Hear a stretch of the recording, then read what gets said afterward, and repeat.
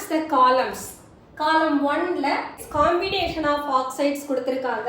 Column 2 ல இந்த oxides ஓட nature கொடுத்திருக்காங்க.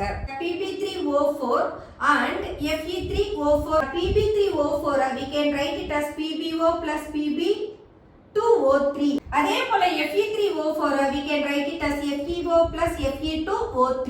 Lead oxidation state +2 +3 state. அதே போல iron பாத்தீங்கனாலும் +2 +3 state. அப்போ these oxides are the combination of the metals in two different oxidation states.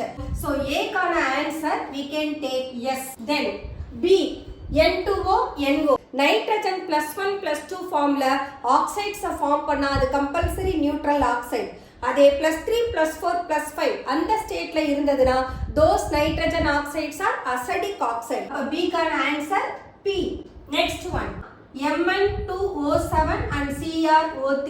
both of them are once again metallic oxide. அப்போ metals அதோட highest oxidation stateல இருந்ததுனா அந்த oxidesல covalent character maximum இருக்கும்.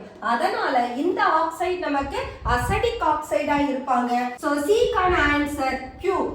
The next one bismuth 3 oxide and sodium oxide. First group element. But bismuth பார்த்தோம்னா actually it is 15th group element. அப்ப down the groupல போறப்ப metallic character increases. அப்ப அதனுடைய oxide நமக்கு basic oxide இருக்கும். So D கான answer R.